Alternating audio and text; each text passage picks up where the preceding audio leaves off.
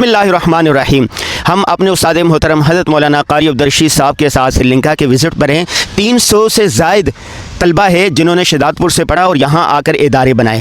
اس پر ہم حضرت مولانا قاری عبدالرشید صاحب سے پوچھیں گے اور اسی طرح بھائی سراج سے پوچھیں گے, بھائی مفاد سے پوچھیں گے, قاری عبدالغفار صاحب جن کے کئی شاگرد یہاں پر ہیں وہ کیا محسوس کر رہے ہیں. اور ابھی ہمارے ساتھ موجود ہیں, نم دیدہ ہیں کہ اپنے شاگردوں کو دیکھ کے کہ جب وہ اس مقام پر ہوتے ہیں. میں ایک بات عرض کرنا چاہتا ہوں. میں 2 سال ہندوستان میں تراویح سنایا, پھر اس مسجد میں امام نہیں تھے, پھر انہوں نے بولا رمضان سے پہلے آئیے گا, ہمارا امام صاحب جماعت میں جا رہا ہے. ایک دن میں نے مغرب کی نماز پڑھایا, ایک آدمی مجھے بلایا, میں ڈر گیا. میں نے بولا میں نماز میں کوئی غلطی کیا ہو یا. اس نے مجھ سے پوچھا آپ کہاں پڑھتے ہو. میں اس وقت ہندوستان میں ایک مدرسہ میں پڑھ رہا تھا. میں نے بولا میں اس مدرسہ میں پڑھتا ہوں. انہوں نے بولا نہیں آپ وہاں نہیں پڑھتے ہو. میں بولا میں ادھر ہی پڑھتا ہوں. پھر اس نے بولا آپ نے حفظ کہاں کیا.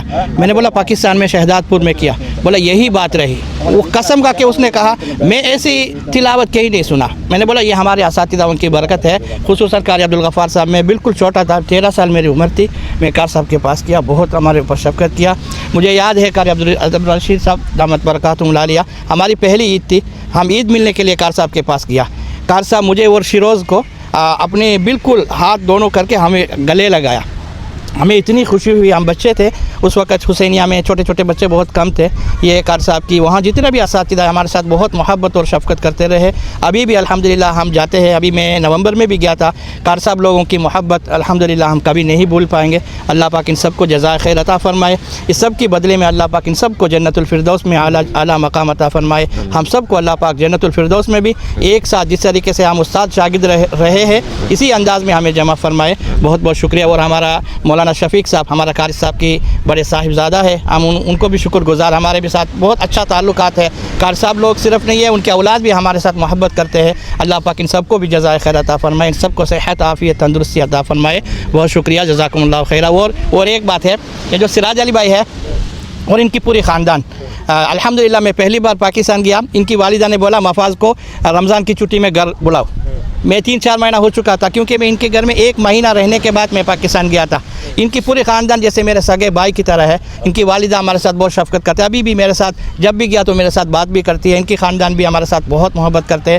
خصوصاً سراج علی بھائی کے ساتھ تو ہمارا بچپن سے دوستی ہے. ابھی میں عمرے کے لیے گیا تھا, شہید علی بھائی کے پاس گیا, وہاں بھی وہ ماشاءاللہ بھائی کی طرح ہمارے ساتھ ہمارا ان کے ساتھ تعلقات ہے. اللہ پاک ان سب کی خاندانوں میں بھی اللہ پاک ترقیاں عطا فرمائے. خصوصاً ہمارے سراج علی بھائی کی اولاد کو اللہ پاک دینی اور دنیاوی تمام نعمتوں سے اللہ پاک نوازے. بہت شکریہ, جزاکم اللہ خیر. آپ کچھ فرمائیں نا, ایک جملہ ہی فرمایا اپنے شاگردوں کے بارے میں. استاد ہیں جی ہاں سب کے, اور کتنی خوشی ہوتی ہے استاد کو جب وہ اپنے شاگردوں کو اس مقام پر دیکھتے ہیں, اور سری لنکا میں ان کے شاگرد ہیں سب سے زیادہ. جی میں نے جب یہاں آ کر اپنے شاگردوں کو دیکھا تو مجھے بہت خوشی ہوئی کہ میں ہمارے سب شاگرد دین کے کام میں لگے ہوئے ہیں اور ادارے قائم کر رہے ہیں.